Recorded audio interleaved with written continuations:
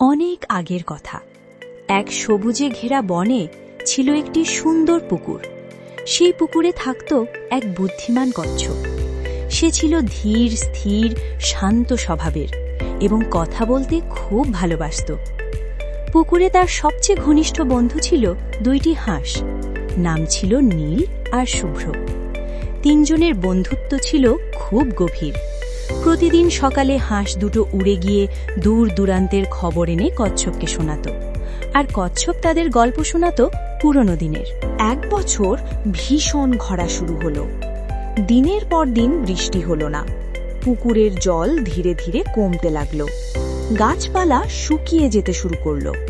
পুকুরে মাছও কমে গেল। একদিন নীল বলল, বন্ধু কচ্ছপ, এই পুকুর আর বেশি দিন টিকবে না। আমাদের অন্য জায়গায় যেতে হবে।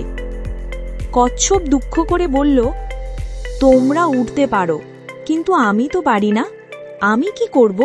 শুভ্র তখন একটা বুদ্ধি দিল। সে বলল, আমরা তোমাকে নিয়ে যাব।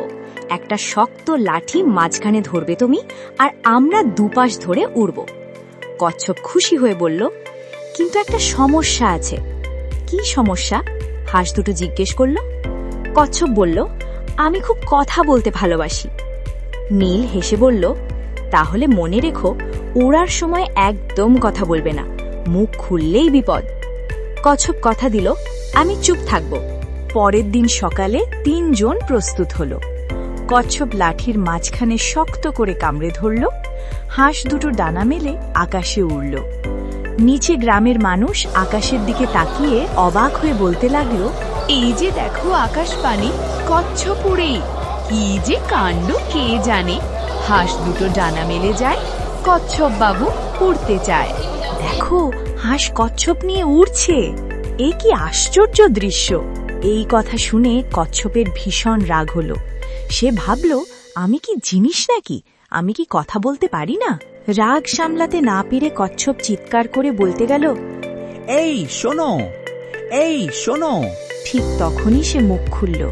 লাঠি পড়ে গেল। কচ্ছপ আকাশ থেকে সোজা নিচে পড়ে গিয়ে মাটিতে আছড়ে পড়ল। কচ্ছপ মারাত্মকভাবে আহত হল। হাঁস দুটো কাঁদতে কাঁদতে নিচে নেমে এলো।